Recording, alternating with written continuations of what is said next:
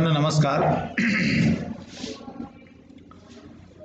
मानवी जीवन अतिशय गुंतागुंतीचे आणि धकाधकीचे आहे.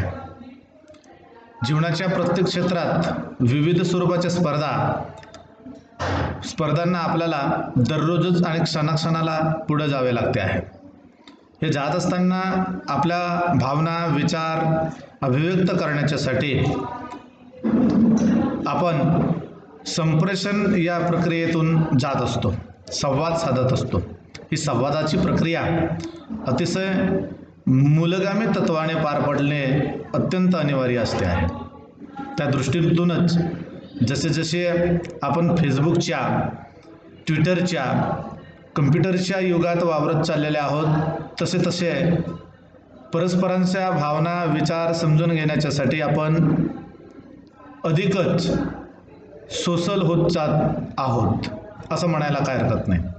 असं असलं तरी या न्यू सोशल मीडियाचे प्रचार आणि प्रसार जसा होत चाललेला आहे तसा मुलाखत लेखनाला सुद्धा विशेष महत्त्व प्राप्त होत चाललेलं आहे. मुलाखत म्हणजेच इंटरव्ह्यू. या इंटरव्ह्यूमधून व्यक्तीच्या समग्र जीवनाचे दर्शन घडणे अनिवार्य असते आहे. परंतु मुलाखत एखाद्या व्यक्तीची घेतल्याच्या नंतर त्या मुलाखतीचं लेखन काम करणे, ड्राफ्टिंग करणे, मुलाखतीचा मॅटर ड्राफ्ट करणे ही सुद्धा एक महत्त्वपूर्ण अशी कला आहे. ही कला, हे कौशल्य आत्मसात करणे मुलाखतकाराला खूप आवश्यक आहे. त्या संदर्भात आपण आज संक्षेपाने थोडक्यात माहिती अभ्यासूया. मुलाखतीच्या माध्यमातून मानवी व्यक्तिमत्वाच्या समग्रतेचे दर्शन मुलाखतीद्वारे होत असते. मानवी व्यक्तिमत्वाची अभिव्यक्तीच हे मुलाखतीचा एक हेतू असतो आहे. मुलाखत एक लोकप्रिय प्रकार आहे.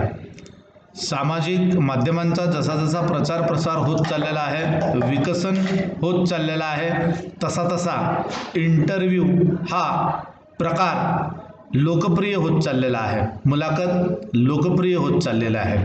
या मुलाखतीच्या द्वारे व्यक्तिमत्वाचे समग्र दर्शन घडविले जाते आहे. मुलाखतीतून ज्या व्यक्तीच्या जीवनाचे दर्शन घडते आहे त्या व्यक्तीच्या विचारांचा, भावनांची माहिती, विचारांची माहिती हे समाजाला होते आहे. त्यामुळे व्यक्तीचे समग्र जीवन दर्शन घडवण्यासाठी त्या दृष्टीने मुलाखतीचे विशेष असे महत्त्व आहे. मुलाखत विविध प्रसंगाने घेतली जाते आहे.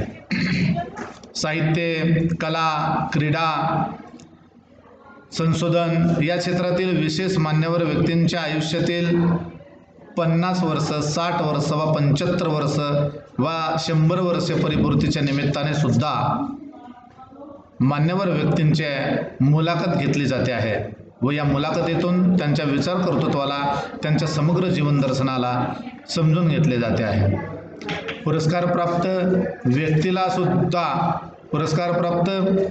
व्यक्तीची सुद्धा मुलाखत घेतली जाते. व्यक्तीची वैशिष्ट्यपूर्ण वादग्रस्त भूमिका ही मुलाखतीचा विषय ठरू शकते. शिवाय पदभार ग्रहण, सेवानिवृत्ती, निवडणूक इत्यादी प्रसंगाच्या निमित्तानं सुद्धा व्यक्तीची मुलाखत घेतली जाऊ शकते. मुलाखतकाराने मुलाखत घेण्याच्या वेळेपूर्वी काय तयारी करायला पाहिजे.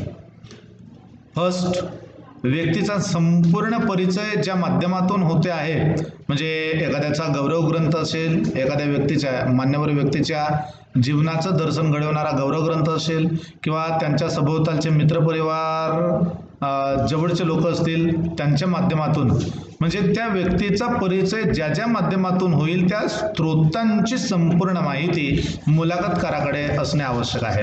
शिवाय मुलाखतीच्या प्रसंगाचे महत्त्व आणि औचित्य सुद्धा त्या मुलाखतकाराने लक्षात घेणे आवश्यक आहे. मुलाखत ज्या माध्यमांच्यासाठी आपण घेत आहोत ते माध्यम निश्चिती सुद्धा करणे अनिवार्य आहे.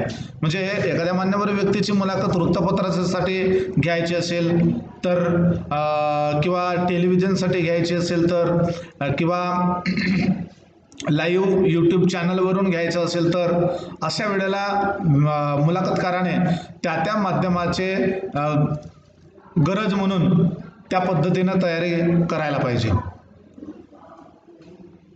मुलाखत झालेली आहे, घेऊन झालेला आहे, परंतु ही मुलाखत घेत असताना जर आपण टेप रेकॉर्डरचाच वापर केलेला नाही तर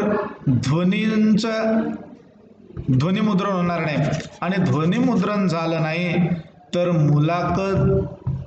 मुलाखतीतील असं मसुदा ड्राफ्ट करता यायचा नाही, लेखन करता यायचं नाही.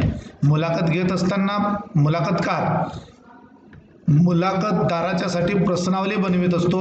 त्या प्रश्नावलीत अगदी चढत्या क्रमाचे ते प्रश्न, अभ्यासपूर्ण प्रश्न बनवणे मुलाखतकाराला खूप आवश्यक असते आहे. सोबतच उत्तरे व टिप्पण्यांची नोंद सुद्धा करणे आवश्यक आहे.